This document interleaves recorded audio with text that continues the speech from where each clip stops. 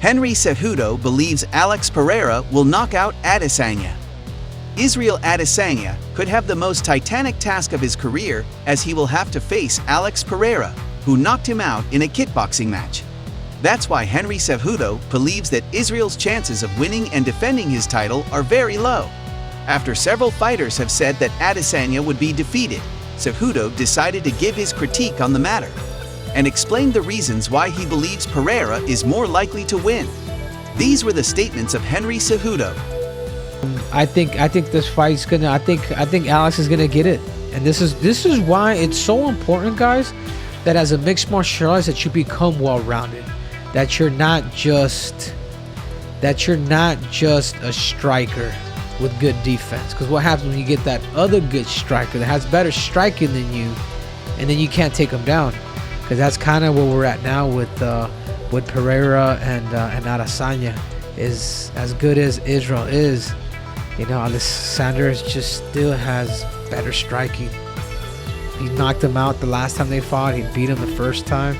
I mean, if this fight goes on its feet, man, I just gotta go with Pereira, man, because he's got.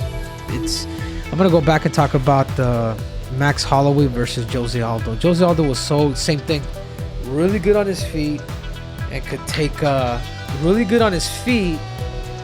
And great defense. But what happens when you get a better striker like Max Holloway? You put him out. He literally put Jose Aldo out. You know, he put him out because there was nothing else that Jose Aldo had that was a trick in the bag for Max Holloway.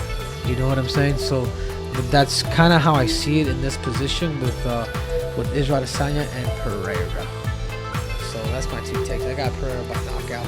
Michael Chandler criticizes premature praise for Islam Makhachev. He says he hasn't really fought anybody. Islam Makhachev has been touted dozens of times as the reincarnation of Khabib in the octagon.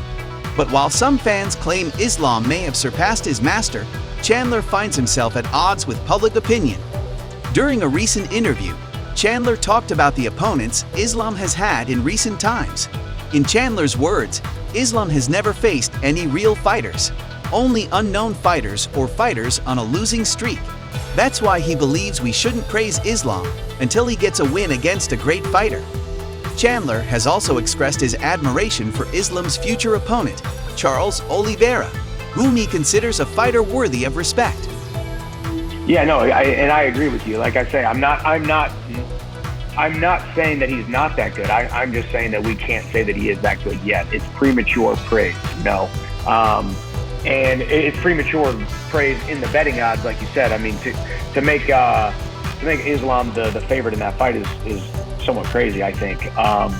And maybe that's just me, you know, sticking up for Charles, because I do, you know, watching Charles and seeing what he's done, resurrecting his career, somewhat of a couldn't be relied on, up and down, win some, lose some kind of journeyman, to now, you know, a very dominant champion on a win streak. So he's definitely one of the best fighters pound for pound in the world, and I think he goes out there and gets the job done.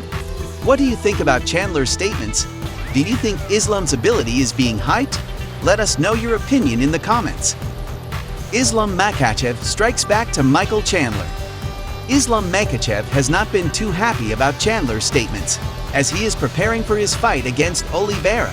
He has responded to Michael's comments via a recent resentment-filled tweet. In a few weeks, Makhachev will have the opportunity to prove his worth as a fighter in his fight against Oliveira.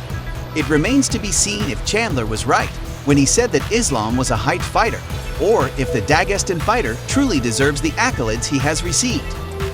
Conor McGregor shuts down talks of 2023 Floyd Mayweather rematch. Conor McGregor has responded to Floyd Mayweather's statements about a possible rematch. Following a recent interview from Mayweather in which he claimed to have chatted with McGregor's team, the Irishman posted a photo on Instagram punching the boxer, along with the phrase "not interested." McGregor lost to Mayweather by technical knockout in the 10th round. The boxing match generated more than 4.3 million pay-per-view buys, making it one of the most lucrative bouts in combat sports history. It is estimated that both fighters left the ring with a combined purse of $410 million. So even though Conor says he's not interested in a rematch, we still don't give up hope that the Notorious will change his mind. The future of the UFC? The first fighter to join Playboy Centerfold. Flyweight contender Maryna Moroz has announced that she will become the first UFC fighter in history to join the Playboy Centerfold platform. Some UFC ring girls have been featured in Playboy magazine in the past. However, Maryna Moroz has decided to take it further by joining the Centerfold platform. Playboy Centerfold works quite similarly to the OnlyFans platform, and it is becoming an increasingly attractive source of income for young female fighters. What do you think about Maryna Moroz's decision, and are there any female fighter you'd like to see on Playboy Centerfold? We'll be reading you in the comments.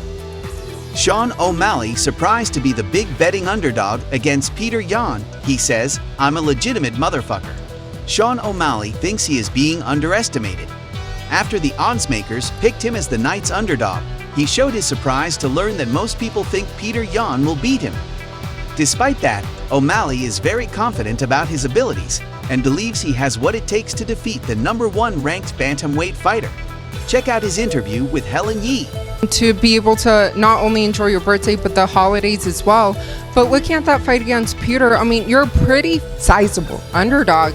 I think if you ask the smartest guys, the best fighters in the world, what do you guys think? You know, they're like, oh, I don't know, it's a tough one. But you ask the casuals, and it's like, oh, Peter's gonna smoke him. He's 3-1 underdog or whatever. But I think I'm a little surprised, but I kind of get it from other people's perspectives. But I believe I'm better than Petr Yan, and I believe I'm gonna go out there and beat his ass. So.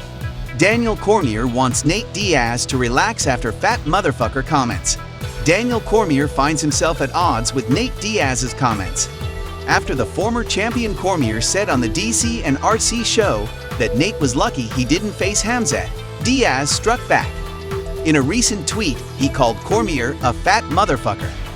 That's why Cormier decided to come out and draw a line and ask Diaz to relax. And that's a wrap, folks. If you want to know the latest UFC news, subscribe to the channel, hit the notifications bell, and click the like button so you don't miss any details about the upcoming fights. Thanks for watching. We will see you soon.